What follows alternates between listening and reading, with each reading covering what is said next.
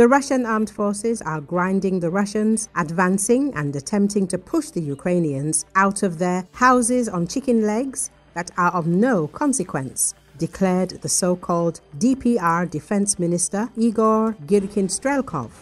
A former Federal Security Service officer lashed out at Russian President Vladimir Putin, warned of turmoil and noted Ukraine's ability to inflict painful blows on Russia's rear.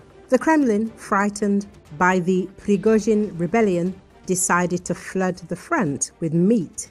Russians tempted by large payouts and now dying during the Russian armed forces' failed offensive, according to Girkin's prison letter, published on Telegram. The current mill blogger predicts that this will continue for some time, but the people eager to get rich are about to run out. Then, to replenish human resources, Putin will declare mobilization, but this won't save the situation. He believes to improve the situation, Moscow needs a coup from above. Otherwise, brutal unrest and loss of the war will ensue. Girkin has initially responded to a survey of Russians in which they explained they didn't want to fight because they didn't trust the government, weren't satisfied with the conditions of service, and didn't know what the war was about. In response, the blogger wrote a text criticizing Putin without naming names but alluding to a little man. He also complained about the lack of a strongman like Joseph Stalin, the head of the USSR. Girkin believes the Kremlin was filled with 70-year-olds who only wanted peace and comfort, while the war with Ukraine required more proactive action. Among other things, the former FSB officer described the progress of the war when the Donetsk meat grinder began on the front. It became clear that the Ukrainians knew how to fight, hold their ground, and already had the means to strike deep into Russian territory. Girkin noted that the Ukrainian armed forces had a technical and organizational advantage. Now the Ukrainians were inflicting damage on the economy, and this had become a daily occurrence. In conclusion, the blogger advised the Russians that it would be better to stage a coup and remove Putin. Otherwise, a rebellion will ensue. It's worth noting that in the spring of 2025, Russian friend blogger Igor Girkin predicted what the Russian offensive would be like. He primarily recalled the events of 2024 when the Russian armed forces attempted an offensive on Kharkiv but stalled in Vovchansk. According to the friend blogger, the Kremlin needs 3 or 4 armies to launch an offensive, which it has nowhere to find. Instead, they'll burn through their reserves in the summer, which won't benefit Russia's war of attrition. Girkin wrote, in September 2025, another letter appeared summing up that the Russian offensive was a disgrace. The fact that Russians were losing was demonstrated by the travel ban for 18 to 20-year-olds adopted in Ukraine. He argued that this meant the Ukrainian armed forces were already sufficiently strong, which is why they were allowed to leave.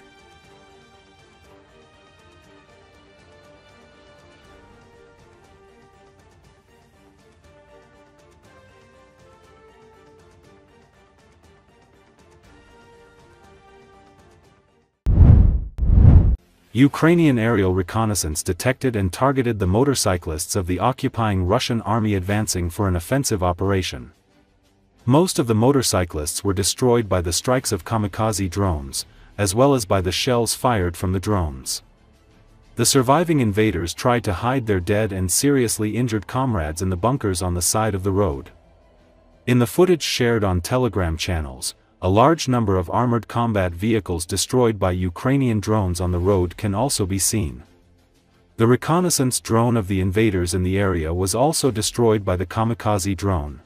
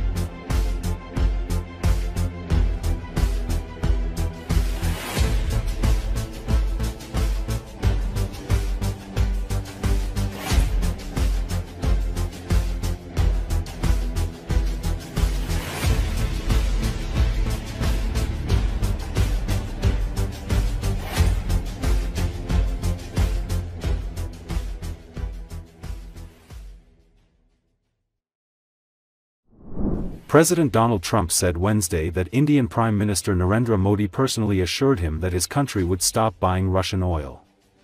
According to Associated Press, the change, which has not been confirmed by the Indian government, would boost Trump's efforts to pressure Moscow to negotiate an end to the war in Ukraine. There will be no oil. He's not buying oil, Trump said. The change won't take immediately, he said, but within a short period of time. The Indian embassy in Washington did not immediately respond to a request for comment.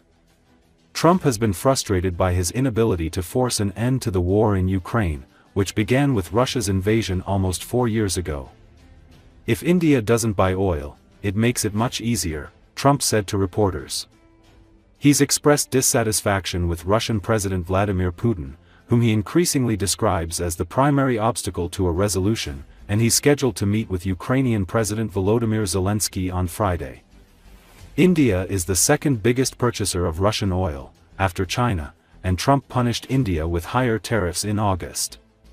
Trump also talked about Ukrainian President Volodymyr Zelensky's scheduled visit to the White House on Friday. He said Ukraine would like to go offensive, and added, "I'll make a determination on that." Zelensky has been pushing for the U.S. to supply Ukraine with long-range Tomahawk missiles, which could allow Ukraine to strike targets deep inside Russia, including Moscow, accurately and with large warheads. While Zelensky is widely expected to request Trump's go-ahead for the Tomahawks while at the White House, Washington has hesitated over such a move out of concern that it could escalate the war and deepen tensions between the United States and Russia. However, Trump on Sunday warned Russia that he may send Tomahawk missiles to Ukraine if Moscow doesn't end its war there soon, possibly using that threat to increase the pressure on Russian President Vladimir Putin to compromise. Mr. President, thank you so much. Thank you. In light of China's export curbs on rare earths, do you view India as a reliable partner going forward? And are you planning to meet Prime Minister Modi in Malaysia? Are you open to talks? Yeah, sure. He's a friend of mine. We have a great relationship. He just said that 2 days ago, as you know. We have a great relationship. No, we were not happy with him buying oil from Russia.